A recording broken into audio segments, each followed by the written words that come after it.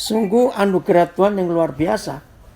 Kalau saat ini hanya dengan jalur komunikasi lewat telepon, kita bisa sharing, belajar bersama-sama, walaupun nggak melihat wajah. Bersyukur kepada Pak Roni dan semua teman yang bisa menggabungkan kita dengan teknologi Zoom ini. Baik, mari kita belajar. Saudara, kita masih tetap kepada konsep gereja. Ya, karena sejak awal kita belajar ini, saya selalu menekankan, Bapa di surga dan Tuhan Yesus itu tidak punya siapa-siapa lagi di dunia kecuali kita, gerejanya. Nah, saya juga nggak ngerti kenapa awal 80-an yang lalu Roh Kudus memberi saya konsep ini. Dan itu dalam sekali. Roh Kudus meyakinkan saya, Daniel, Tuhan itu nggak punya siapa-siapa lagi loh di dunia. Hanya gereja yang dia punya. Nah, itu betul-betul membuat saya itu menyadari, aduh, betapa sedihnya Tuhan kalau sampai kita gagal. Karena saudara, saya ingin mengajak kita untuk menyadari ya, mungkin ini nggak akan terjadi, tapi ini sebuah konsep. Kalau sampai gereja itu gagal, maaf, Tuhan tidak akan cari siapa-siapa lagi. Karena nggak ada yang lain. Coba saudara bayangkan, kalau sampai kita ini gagal, tidak bisa menyelesaikan pekerjaan yang dia percayakan kepada kita sebagai gerejanya, dia juga gagal. Maka itu, waktu itu Roh Kudus menyadarkan saya. Sehingga saya berkata kepada diri saya sendiri, Daniel, dengan tim jangan sampai kamu gagal. Karena kalau sampai kamu gagal, Daniel, Tuhan gak bisa ngapa-ngapain lagi. Sebab Tuhan tidak akan bisa, bukan tidak akan mau, Tuhan tidak akan bisa mencari dan menemukan yang lain selain gereja. Saya tersentak, saudara. Saya tersentak. Maka itu sejak awal 80-an itu, oleh kuasa Roh Kudus dan kesetiaan Tuhan menjaga, melindungi saya bersama keluarga dan tim pelayanan yang saya sebut gereja juga, untuk tetap dimampukan setia di dalam panggilan ini. Jadi semua kita yang mendengar kebenaran ini, mari kita memposisikan diri kita sedemikian rupa untuk tidak gagal. Karena kalau sampai gereja gagal, maka Bapa di surga dan Tuhan Yesus dan Roh Kudus tidak akan bisa menemukan yang lain lagi. Bukan tidak mau loh, tidak bisa. Mungkin kalau dia mau, maaf saya juga tidak tahu jawabannya, dia bisa menemukan yang lain. Tapi nggak mungkin, karena firman berkata gereja itu segala-galanya.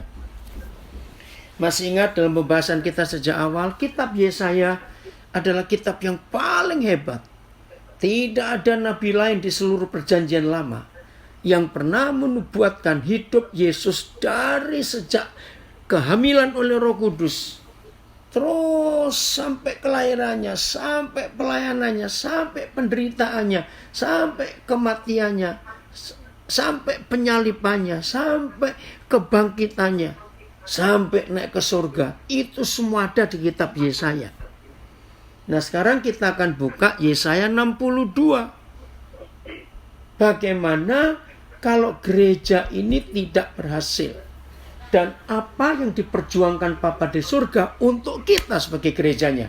Masih ingat minggu yang lalu kita belajar, setiap kita membaca kata Sion di kitab Yesaya, langsung pikiran kita lari bahwa itu kita adalah gereja. Sion, Sion itu gereja. Nah, coba Pak Roni baca pasal 62 ayat 1 dulu. Yesaya 62 ayat 1. Oleh karena Sion aku tidak dapat berdiam diri, dan oleh karena Yerusalem aku tidak akan tinggal tenang, sampai kebenarannya bersinar seperti cahaya, dan keselamatannya menyala seperti suluh. Ya, pelan-pelan dulu. Jangan tutup Pak Roni, Yesaya 62. Roh Kudus, mungkin kami sebagai hamba-hambamu sudah terbiasa membaca pasal ini. Tapi hari ini kami minta Roh Kudus menjelaskan kepada kami dari isi hati Tuhan yang paling dalam. Mengapa ada firman seperti ini? Kami mau belajar Bapak dalam nama Yesus. Roh Kudus menolong kami untuk mengungkapkan rahasia Yesaya 62. Supaya kami enggak gagal menjadi gerejamu. Yang selama ini kami hanya sibuk buat latihan musik, latihan rebana, pelayanan sekolah minggu, ibadah minggu. Roh Kudus tolong kami. Apalagi di masa COVID-19 ini.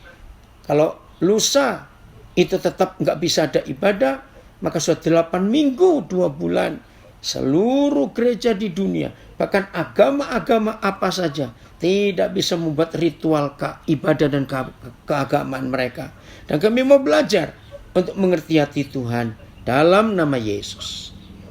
Oleh karena Sion, masih ingat? Oleh karena kita sebagai gereja, oleh karena kita. Begini kata Papa, aku tidak dapat berdiam diri. Saudara, pernah enggak ada orang tua, papa, mama berkata kepada anak-anaknya, "Nak, karena kamu, papa ini enggak bisa istirahat."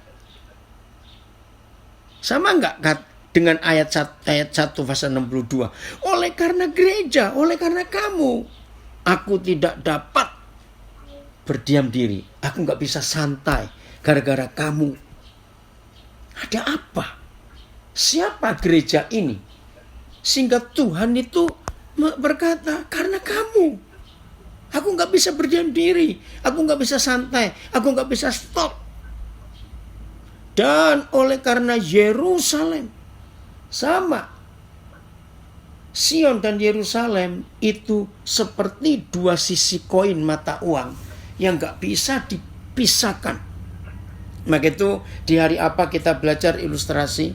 Kalau kita punya 2000 lembar uang 100 ribuan yang warna merah. Wih, itu berapa? Banyak jumlahnya ya, kalikan 100 ribu. 2000 kali 100 ribu. Tapi gambarnya baru sebelah. Yang sebelah belum dicetak. Laku nggak uang itu? Ya jelas tidak laku. Nah, Yerusalem dengan Sion. Sion dan Yerusalem itu dua sisi mata uang yang nggak bisa dipisahkan. Sion tanpa Yerusalem tidak ada artinya. Yerusalem tanpa Sion tidak ada artinya. Nah, di dalam pengertian gereja akhir zaman itu apa? Ini dahsyatnya. Sion itu pusat pemerintahan. Yerusalem itu pusat ibadah. Karena bait suci di situ. Nah, kalau kita ingat perjanjian baru, surat Petrus berkata, kitalah bangsa yang terpilih, umat kepunyaan Tuhan sendiri, bangsa yang kudus, imamat yang rajani. Saudara, itu 1 Petrus 2 ayat yang ke-9. Imamat yang rajani. Artinya begini, suatu kelompok bangsa, tapi isinya cuma 2 jabatan, imam-imam dan raja-raja, raja-raja dan imam-imam. Jadi Sion dan Yerusalem itu adalah imam dan raja. Imamnya itu Yerusalem, rajanya itu Sion. Nah, beberapa hari ini saya diskusi dengan seorang anak saya, ya, namanya Roni Seombeng. Dia masih bertanya, kenapa ada Melkisedek? Siapa dia? Nah, saya lagi diskusi menarik sekali. Jawabannya, supaya Papa di surga tidak dibantah, tidak bisa disalahkan oleh orang-orang Yahudi, oleh ahli Taurat, imam-imam yang merasa pintar dan hobinya suka nyalakan orang. Maka ketika Tuhan Yesus ditetapkan sebagai imam, tapi dia juga raja, tapi tidak menurut peraturan Lewi, karena dia suku Yehuda. Nah, kita tahu di antara 12 suku, maka 2 suku ini spesial di hadapan Tuhan. yaitu suku Yehuda, dari mana Tuhan Yesus berasal, itulah Daud, dan suku Lewi, dan dari mana semua imam dihasilkan. Nah, jadi Sion dan Yerusalem itulah Yehuda dan Lewi. Sion dan Yerusalem itulah imamat yang rajani. Keren sekali kalau kita melihat ini. Nah, karena Tuhan Yesus itu harus jadi imam juga, tapi bukan dari suku Yehuda. Dari suku Lewi. Ini bisa diprotes. Maka jauh-jauh sebelum ada yang lain, Tuhan memunculkan Melkisedek di Perjanjian Lama, kitab Kejadian. Maka itu di kitab Ibrani disebut berulang-ulang, Yesus itu imam bukan dari Lewi keimamatannya, tapi Yesus itu imam dari keimamatan Melkisedek. Yang tidak berbapak, tidak beribu. Raja Salem, Raja Damai, Raja Shalom. Wah, ini luar biasa.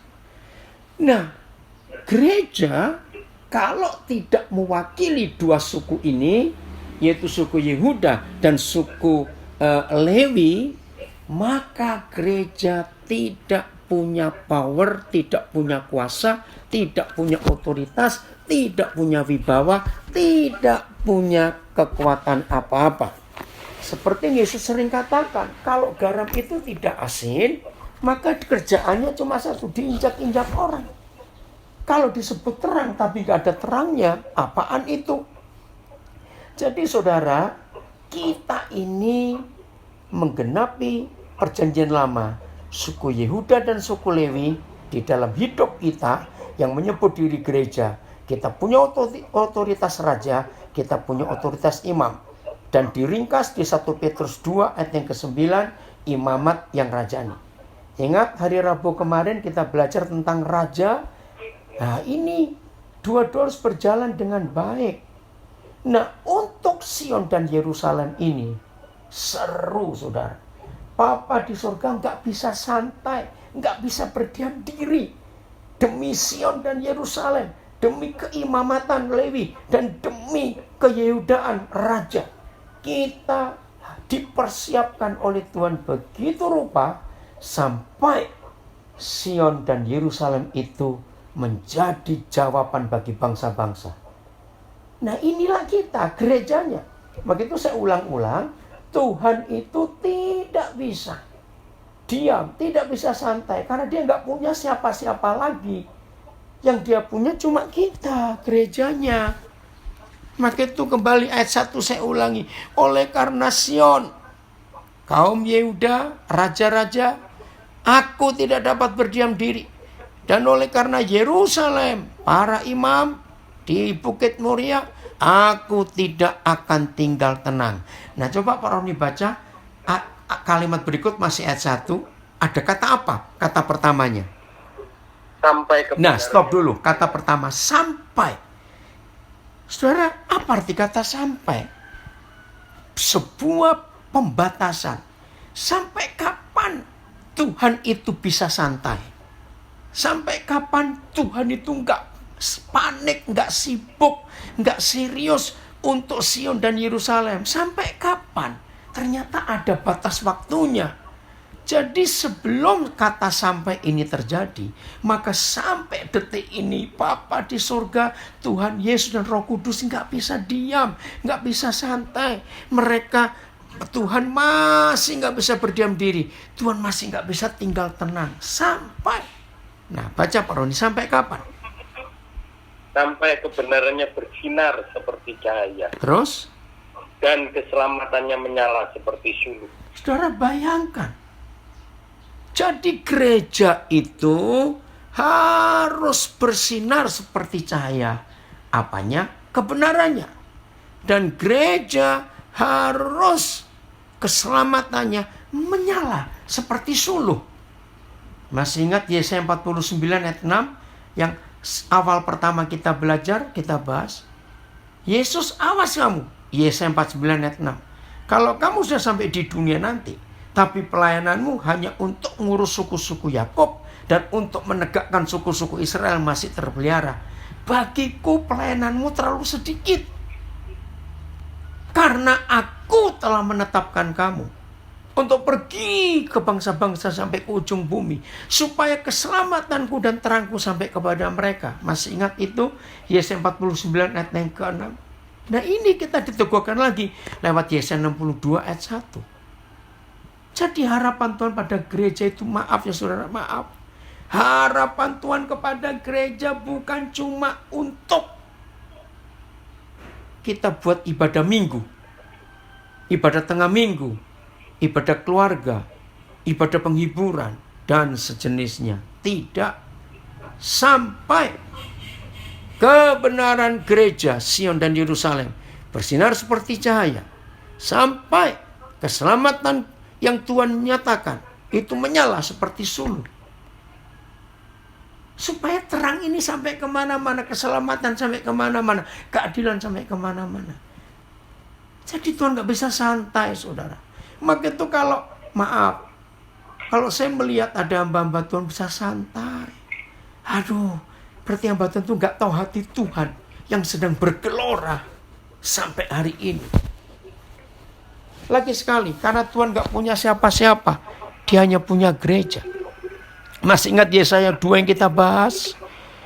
Gunung tempat rumah Yahweh akan berdiri tegak di hulu gunung-gunung dan menjulang tinggi di atas bukit-bukit. Masih ingat? Lalu segala bangsa berduyun-duyun dan banyak suku bangsa datang ke sana untuk minta pengajarannya. Saya harap saudara gak lupa. Kalau lupa, minta kepada Pak Roni atau Pak Lipkun untuk ngirim rekaman ini supaya kita ulang-ulang terus. Jadi gereja itu segala-galanya buat Papa kita dan buat Tuhan Yesus dan buat Roh Kudus.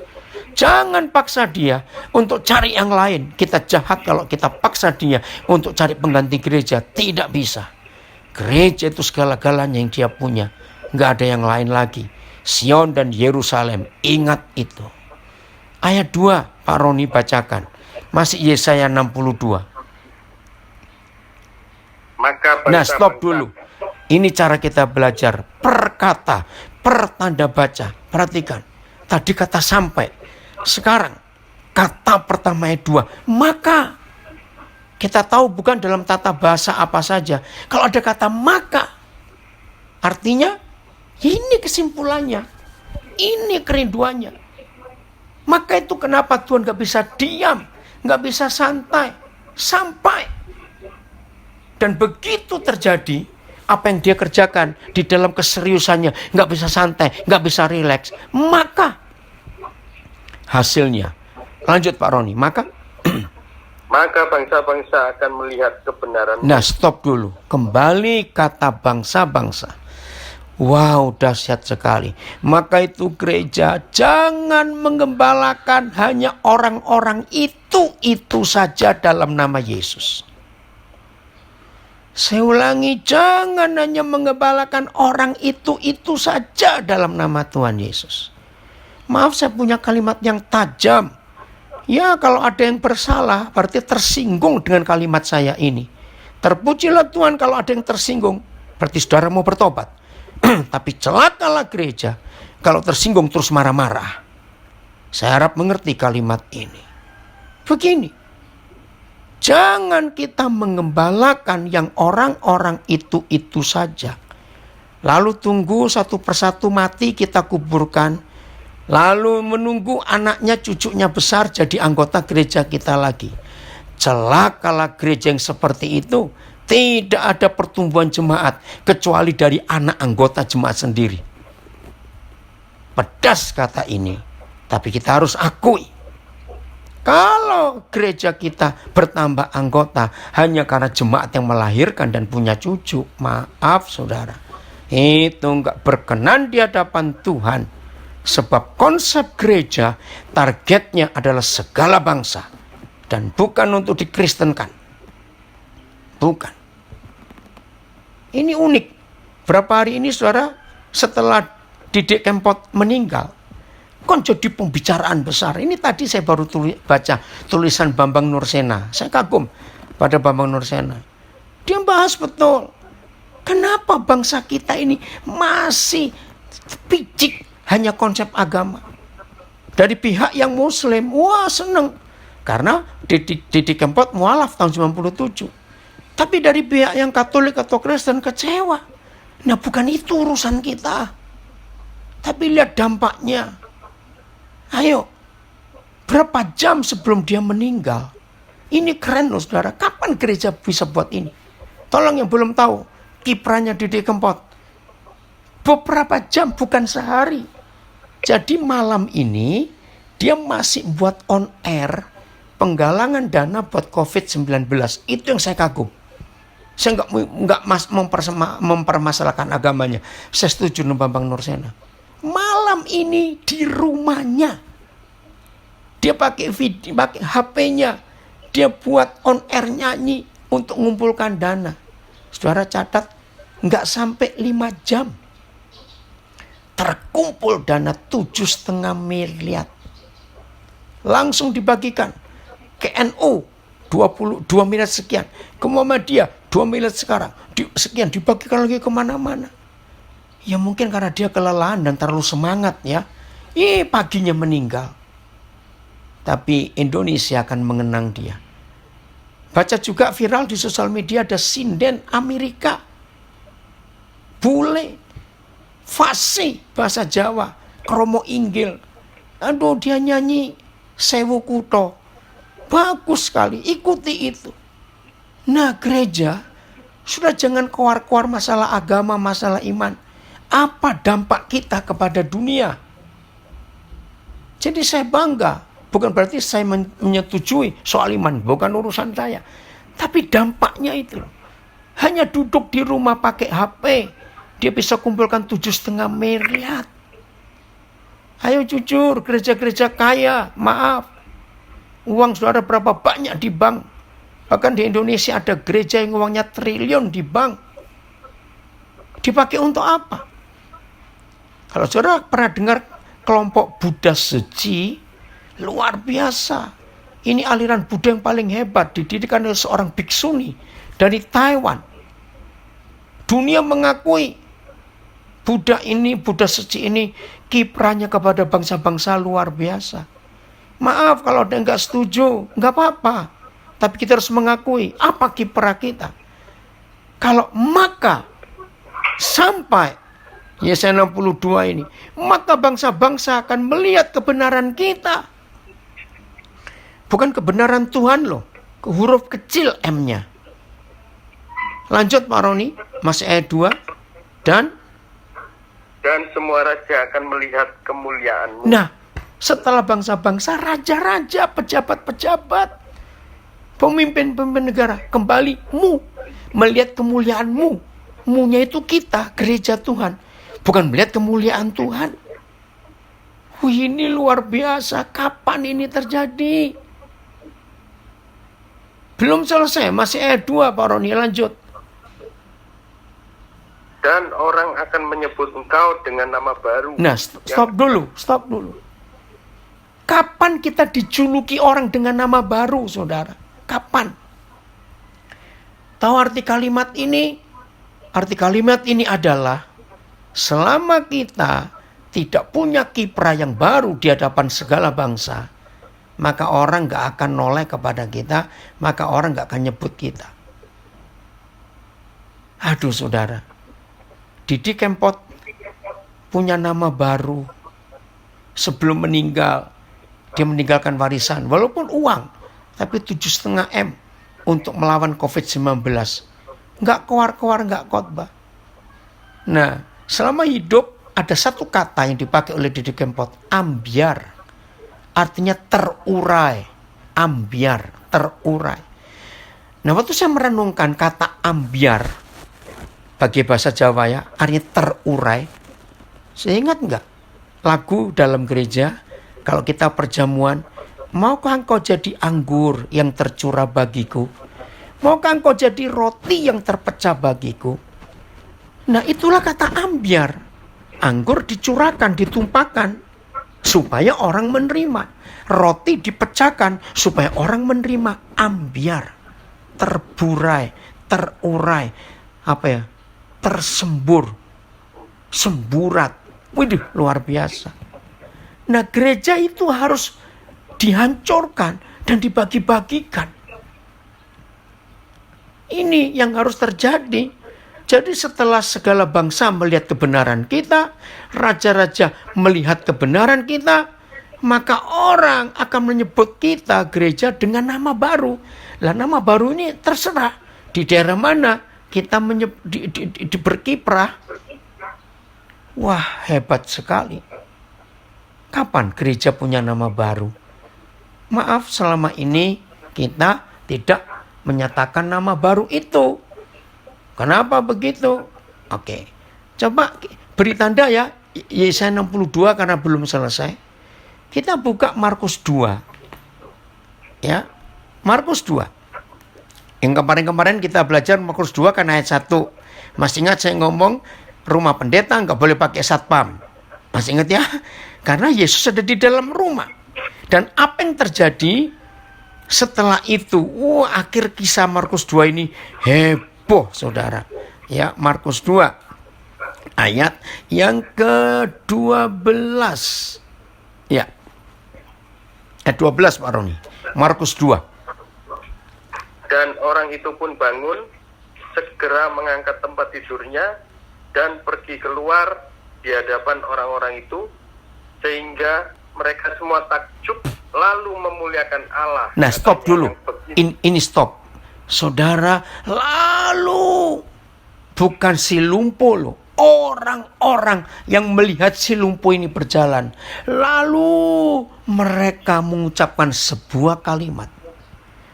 Nah, pelayanan kita sebagai gereja ditempatkan dimanapun. Di kota maupun di pelosok. Di pedalaman maupun di pinggir pantai. Maka orang-orang di sekitar kita tinggal harus mengucapkan kalimat yang sama yang tertulis di Markus 2 ayat yang ke-12. Apa kata mereka, Pak Roni? Yang begini belum pernah kita lihat. Saudara tahu nggak arti kalimat ini? Yang begini belum pernah kita lihat. Ayo kita uraikan. Kalau sampai ada sekelompok manusia, karena orang banyak loh, yang hari itu datang memenuhi rumah Yesus di mana dia tinggal. Sampai di muka pintu pun gak ada. Ayat 1 saudara baca lagi nanti ya. Lalu orang itu berkata sambil memuliakan Tuhan. Yang begini belum pernah kita lihat. Artinya sesuatu yang baru. Kapan kehadiran gereja dimanapun kita ditempatkan Tuhan. Orang berkata yang begini belum pernah kita lihat. Ayo saudara, kita kerjakan ini. Maaf, ini untuk kemuliaan Tuhan. Kalau saudara dengar tentang Papua, pasti orang akan cerita tentang kami di sini. Apa yang kami kerjakan belum dikerjakan oleh gereja yang lain di Papua. Yaitu membuka sekolah berasrama sejak taman kanak-kanak. Ini unik. Nah, karena Roh Kudus. Maka itu ayo saudara, kita buat hal yang sama. Rindukan. Kalau Yesaya 62 ayat 1 terjadi dalam hidup kita sebagai gereja. Bapa di surga enggak bisa tenang melihat Sion. Enggak bisa berdiam diri melihat Yerusalem. Kapan dia tenang dan kapan berdiam diri? Sampai keselamatan dan kebenaran gereja menyala seperti suluh, seperti terang. Maka, nah itu, segala bangsa dan raja-raja, waduh, luar biasa. Jadi tunggu ya, kapan orang-orang di sekitar gereja kita, kapan bangsa-bangsa yang belum percaya Yesus di sekitar tempat kita tinggal akan berkata, oh yang begini belum pernah kita lihat. Aduh, betapa senangnya hati Tuhan Yesus dan Bapa di sorga. Kalau dampak pelayanan kita menyebabkan orang-orang berkata, wah yang begini belum pernah kita lihat. Harus saudara itu terjadi dalam pelayanan kita. Kembali Yesaya 62 ayat yang ketiga. Oh maaf, ayat 2 kalimat terakhir belum. Dan orang akan menyebut engkau dengan nama baru yang akan ditentukan oleh Tuhan sendiri. Nah, saudara bayangkan, ini luar biasa. Oh, terima kasih Bapak. Kalau kita akan punya nama baru, karena orang-orang itu menyebut. Oke, buka Yesaya 9 ayat 5. Saya percaya semua kita sering khotbah ayat ini kalau Natal. Nah, memang soal kelahiran Tuhan Yesus. Ya, Yesaya 9 ayat yang kelima. Ini penting. Sebab seorang anak telah lahir untuk kita, seorang putra telah diberikan untuk kita. Lambang pemerintahan ada di atas baunya. Dan namanya disebutkan orang, Penasehat Ajaib, Allah yang perkasa, Bapa yang kekal, Raja Damai. Oke. Natal 94. Itu Natal yang merombak hidup pelayanan saya. Gara-gara ayat ini. Saya berkhotbah mulai tahun 72. Jadi dari 72 sampai 94 saya ini khotbah salah. Salahnya di mana? Saya percaya banyak teman-teman saya pun sebagai pendeta pengalaman yang sama seperti saya. Namanya disebut orang penasihat ajaib, Bapa yang kekal, Tuhan yang perkasa, Raja Damai. Dari Yesaya 9 ayat 5 itu lahir lagu-lagu pujian Natal tentang Yesus. Namanya disebut, masih ingat lagu itu ya? Nah, saya itu beranggapan dari 72 saya khotbah sampai 94. Ya Tuhan, Bapa di surga memberi Yesus nama itu. Tapi Natal 94 saya baru tercelek saudara. Baca lagi, namanya akan disebutkan orang. Loh. Jadi bukan Bapa Yahweh yang memberi nama Yesus empat nama itu. Penasihat ajaib, Bapa yang kekal, Tuhan yang perkasa, Raja Damai. Hei, saya sadar, saya bertobat. Hah? Orang menyebut. Luar biasa, saudara. Nah, tahun 95, pertama kali saya ke pedalaman Kalimantan Utara, sekarang dulu Kalimantan Timur. Dari Tarakan kami naik pesawat, kira-kira 50 menit. Kami landing di desa namanya Longbawan, Kecamatan Krayan. Itu sukunya Lundaya. Sekarang masuk Kalimantan Utara. Sampai hari ini kampung itu belum ada jalan darat ke akses wilayah Indonesia. Mereka punya jalan darat itu ke akses Malaysia. Kampung terakhir ya di situ namanya Long Mideng atau Long Api saya lupa. Itu Indonesia. Jalan kaki cuma 10 menit sudah sampai ke kampung Malaysia di Sarawak namanya Bak Kelalan. Nah, saya sering lintas batas cuma pakai KTP, nggak pakai paspor. Saya belanja ke Miri, ke Limbang, ke Lawas. Oke, dari situ dulu. Nah, tahun 95 itu saya baru ketemu ada suku namanya Kelabit, Dayak Kelabit. Mereka persis ada di perbatasan dua wilayah Indonesia dan Malaysia. Nah, suku Kelabit ini punya kebiasaan unik, saudara. Mereka selalu membuat upacara untuk orang-orang tertentu yang berhasil buat sesuatu untuk warganya, untuk desanya. Begitu orang ini berhasil membuat sesuatu, maka tua-tua adat suku Kelabit membuat upacara besar. Memberi julukan baru dari bahasa mereka karena jasa orang ini. Kalau orang baru masuk. Nah, jadi banyak yang dapat. Baik orang dari Malaysia, dari mana. Tapi uniknya lagi, kalau suatu hari yang diberi nama itu mengingkari nama julukan itu, mereka buat upacara lagi mencabut gelar itu. Keren nggak? Jadi orang menyebut. Nah, dari suku Kelabit ini saya belajar. Karena saya tahu 94, ini 95. Oh, kalau orang menyebut Yesus Tuhan kita dengan 4 nama, bukan Bapa yang memberikan nama, Bapa di surga, tapi orang menyebut. Maka Tuhan mau, Yesaya 62 ayat 3 tadi, orang harus menyebut kita dengan nama baru. Karena profesi kita berubah. Penasehat ajaib. Kapan orang-orang minta nasihat kepada kita? Ingat Yesaya 2, bangsa-bangsa berduyun-duyun datang ke rumah Tuhannya Yakub untuk minta diajar, untuk minta nasihat. Jadi saudara dan saya tidak boleh hanya menasihat yang sudah Kristen. Saudara dan saya sebagai gereja wakil Yesus di dunia, ingat kita juga duta besar kerajaan surga, harus menasihati semua orang yang ada di sekitar kita. Maka nama kita dijuluki penasehat ajaib di kampung ini.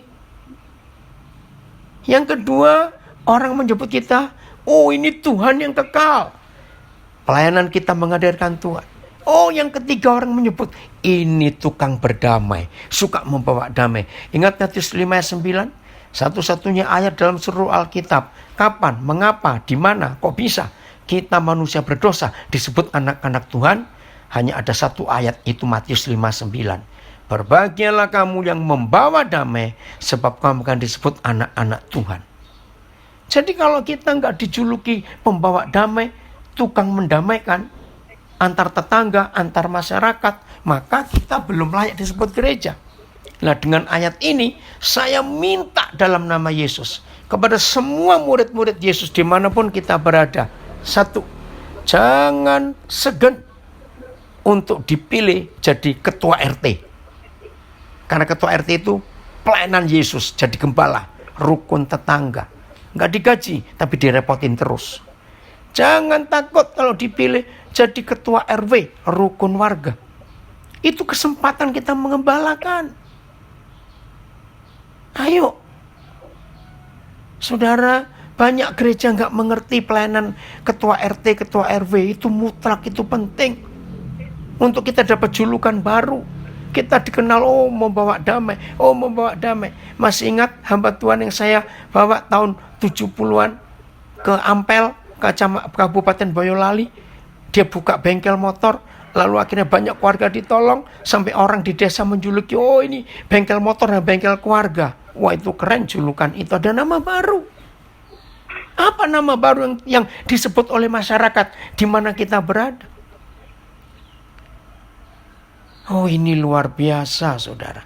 4 nama itu. Nah, sekarang kita kembali ke kalimat pertama Yesaya 9. Kenapa bisa disebut dengan nama baru? Ternyata ada 3 fase yang iblis hapus 3 fase ini dan dibutakan oleh iblis dari mata gereja. Maaf, ini bukan Natal, tapi kita serius mau belajar Yesaya 9 ini. Coba pelan-pelan Pak Roni baca lagi, ada 3 fase dari kalimat pertama. Fase pertama, seorang anak telah lahir untuk kita. Stop. Seorang anak. Sudah tahu? Berarti bayi, anak, lahir. Koma atau titik koma Pak Roni? Koma. Koma. Kalimat berikut, ini fase kedua.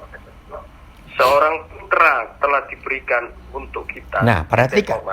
Ya, titik. Ini titik koma. Ini perbedaannya, saudara. Seru betul. Dari anak itu lahir untuk kita, koma. Tapi setelah dia jadi anak, kan gak mungkin anak terus. Maka dia naik posisi jadi putra. Apa bedanya anak dengan putra? Ayo. Artinya apa? Ada pertumbuhan kedewasaan, bukan? Coba Pak Roni jawab mewakili yang ikut Zoom. Ya. Ada kedewasaan, tidak mungkin bayi terus. Telah diberikan, bukan dilahirkan, diberikan. Kalau bayi dilahirkan, kalau putra diberikan kepada kita. Saudara, ini kesalahan gereja ribuan tahun loh. Sejak Natal pertama di dunia di Bethlehem, sampai hari ini gak sedikit gereja hanya memiliki Yesus yang umur 11 bulan. Ngerti gak maksud saya? Maka itu ketika gereja-gereja di rumah jemaat masih ada gambar Yesus yang bayi, awas. Ada patung Yesus yang digendong, awas. Itu penghinaan. Tolong, Kalau Natal kita jangan ada gambar wujud dekorasi Yesus bayi, penghinaan. Coba, apa yang terjadi dengan bangsa Indonesia kalau di tempat-tempat resmi loh ya, kantor pemerintahan, kok resmi, yang dipajang foto Presiden Jokowi waktu masih bayi dan foto Bapak Kiai Ma'ruf Amin waktu masih bayi. Ada hukumnya enggak bahwa itu penghinaan dan penistaan? Walaupun beliau-beliau ini pernah lahir, tapi sangat menghina. Jangan lagi presiden, wakil presiden. Anak kita yang sudah umur 10 tahun, kita buatkan pesta ulang tahun. Lalu kita, waktu pesta sedang berjalan, kita pajang foto gede anak kita waktu masih bayi. Anak itu marah enggak umur 10 tahun? Dipajang fotonya masih bayi. Tolong Pak Ronia wakili jawab. Iya, pasti marah. Marah. Tapi kenapa gereja berani memajang Yesus yang masih bayi? Karena setan menipu. Maka itu sebagian besar gereja nggak percaya konsep Yesaya 9 ayat 5. Bahwa seorang anak telah lahir untuk kita dan seorang putra telah diberikan. Maka Yesus itu nggak boleh bayi terus, nggak boleh putra terus. Umur 12 tahun Lukas 2. Harus meningkat. Titik, koma. Nah, ini beda penulisan. Yang ngerti tata bahasa, apa bedanya koma, apa bedanya titik 2, apa bedanya tanda koma 2 pembuka kata, apa arti tanda seru, dan apa arti titik koma. Harus kita pelajari. Kenapa saya bisa tegas dalam hal ini? Karena saya terpengaruh Matius 5 ayat 18. Satu iota, satu titik dari Taurat ini tidak akan berlalu. Langit dan bumi berlalu, tapi satu titik ini punya kuasa. Itu yang saya pegang. Jadi beda, seorang anak telah lahir untuk kita, koma. Seorang putra telah diberikan untuk kita, titik, koma. Fase ketiga apa Pak Roni? Ini dahsyat. Lambang pemerintahan ada di atas bahunya. Stop. Tolong hamba-hamba Tuhan, rekan-rekan sekerja Kristus, perhatikan. 3 fase ini harus kita lalui untuk menjawab Yesaya 62. Saya ulangi, 3 fase ini harus kita lalui untuk menjawab Yesaya 62. Jadi gereja kebanyakan memiliki Yesus yang hanya umur 11 bulan. Maksudnya gini, kalau dia lahir 25 Desember, maka pas 25 Agustus Yesus umur 8 bulan. 25 November dia umur 11 bulan. Begitu dia mau ulang tahun setahun, 25 Desember, anak kecil, anak kudus. Kalau saya bilang, dasmu kono. Maaf saya ngomong kasar, nggak ngerti itu apa, nggak usah tahu. Ini makian orang Surabaya, dasmu kono. Ini penghinaan, saudara. Kalau Yesus setiap bulan Desember kita kembalikan ke bayi lagi. Seorang anak telah lahir untuk kita. Terima kasih. Itu Bethlehem. Seorang putra telah diberikan untuk kita. Puji Tuhan, dia tukang kayu. Sudah membantu Yusuf ayat duniawinya untuk kerja tukang kayu. Tapi dia enggak putra terus, dia enggak tukang kayu. Maka itu titik, koma. Nah, kalau saudara orang Jawa, karena sini belajar filsafat Jawa walaupun enggak dalam. Wayang kulit itu falsafahnya dalam dan ilmunya tinggi, wayang kulit itu. Saudara perhatikan. Tiap mau ganti episode, tiap mau ganti sebuah adegan atau sebuah kisah untuk melengkapi karena cuma satu layar, maka dalang akan mengeluarkan gunungan. Nah, gamelan waktu gunungan itu keluar, itu harus meriah, rame, wah seru betul. Sebab ini episode baru. Nah, titik koma di kalimat ayat 9, Yesaya 9 ayat 5 ini, Itu papa membuat suatu perubahan besar. Perhatikan, dia nggak cuma tukang kayu yang bantu bapaknya, yaitu Yusuf. Ada perubahan besar. Lambang pemerintahan ada di atas bahunya. Saudara, ini luar biasa. Saudara perhatikan, semua sistem politik dunia itu beda-beda antar negara. Sistem pendidikan beda, sistem ekonomi beda, sistem kesehatan beda. Semuanya beda. Yang seluruh dunia sama adalah sistem militer. Betul? Dalam sistem militer itu tidak ada bangsa negara yang beda. Dalam jenjang, pangkat, pendidikan, hormat, semuanya sama. Dan ternyata sistem militer itu sistem surgawi yang sudah Tuhan berikan sejak zaman Abraham. Waktu dia perang dengan Raja Kedorlaomer menyelamatkan Lot. Dan itu dipakai sampai hari ini. Maka itu kenapa Tuhan memberikan hikmat Paulus di dalam 2 Timotius 2. Salah satu karakter murid Yesus adalah tentara. Hormat militer itu sama. Ingat, tidak ada prajurit boleh melawan komandan. Ketika komandan memberi perintah, pergi. Prajurit nggak bisa berkata, maaf komandan, istri melahirkan. Maaf komandan, mengubur bapak. Nggak ada. Harus tunduk mutlak. Begitu pula dalam sistem militer. Kalau ada anak buah salah, maka komandan bertanggung jawab. Hebat. Nah, lambang pemerintahan ada di atas bahunya. Ingat, Yesaya bernubuat tentang Yesus 800 tahun sebelum Yesus lahir.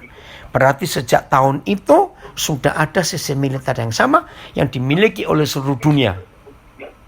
Ayo kita lihat. Kita punya teman tentara, polisi, akabri, ya. Kita punya teman angkatan darat, laut, udara punya. Kalau ada tanda pangkat yang berjejer-jejer di lengan, beda enggak dengan satu tanda di pundak, di bahu? Coba Pak Roni jawab. Beda. Nah, yang jejer-jejer di lengan, tumpukan tanda pangkat, itu kalah dengan satu tanda di bahu. Betul enggak saudara? Nah, lihat ini. Setelah seorang anak lahir, seorang putra diberikan titik koma.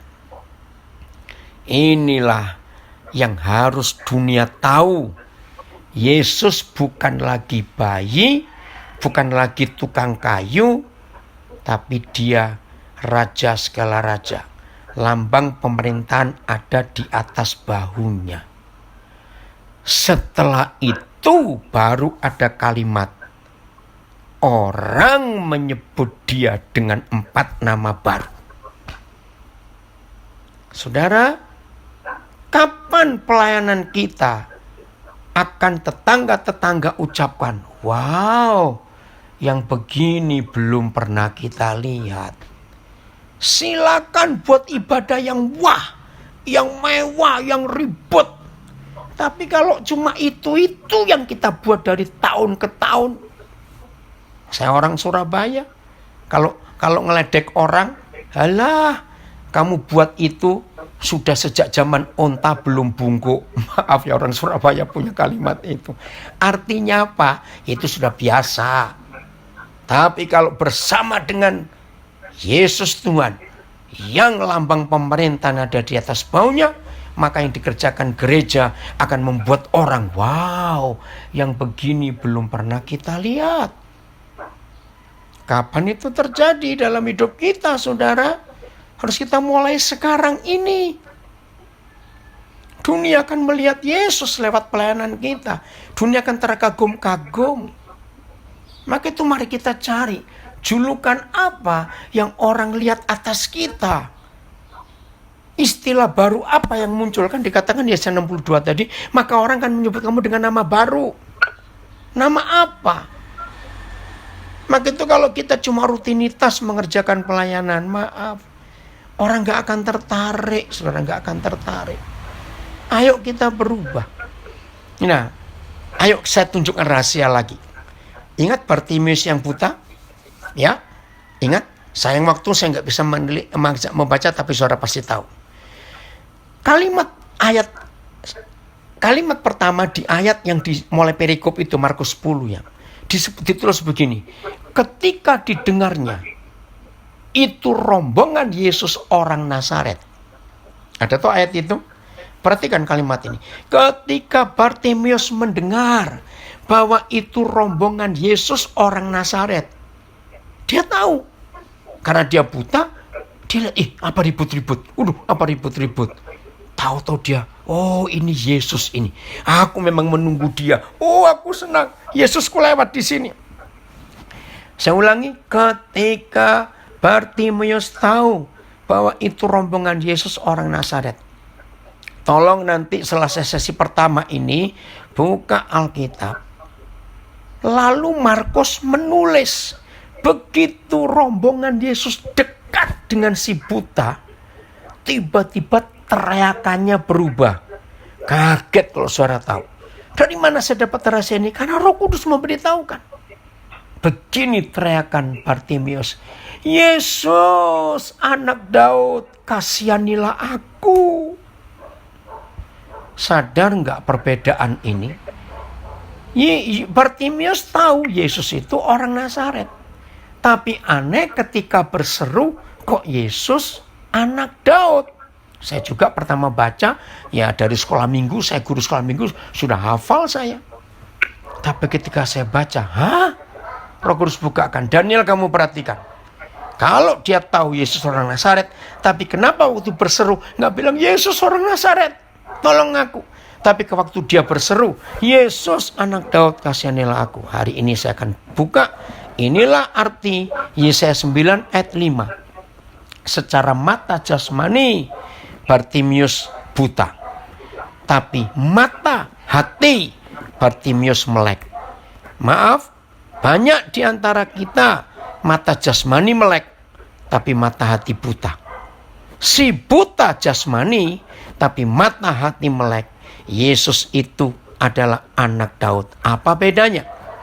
Kalau Bartimeus memanggil Yesus orang Nazaret, yaitu tadi seorang putra diberikan untuk kita. Apa putra? Tukang kayu. Menemani ayahnya untuk kerja. Nah, kalau Bartimeus berseru, Yesus orang Nazaret, maka Yesus datang bawa kursi, bawa meja, bawa almari. Karena tukang kayu kok. Tapi kalau Bartimeus berseru, Yesus anak Daud, maka dia panggil seorang raja yang punya otoritas. Lambang pemerintahan ada di atas bahunya. Saudara, imamat yang rajani, nanti kita bahas di sesi yang kedua. Ini yang Tuhan ingin terjadi dalam hidup kita semua. Wow, dunia akan mengalami perubahan besar kalau gereja tahu posisinya bahwa kita ini wakil Yesus. Gara-gara Sion dan Yerusalem dia nggak bisa berdiam diri. Roh Kudus menolong kita untuk mengerti lebih dalam untuk ini. Mari kita berdoa. Saya minta Pak Roni berdoa untuk kita semua. Kami bersyukur buat sesi ini, Tuhan. Biar apa yang Kau ajarkan boleh menjadi sebuah perubahan. Amin. Mempunyai julukan baru, sementara kami boleh berubah melalui aktivitas kami sehari-hari bersama-Mu. Bahwa kami lebih mengerti, lebih mengenal Engkau lebih lagi lewat pelajaran berikutnya. Di dalam nama Yesus kami mengucap syukur. Amin. Amin. Sampai nanti sebentar ya saudara.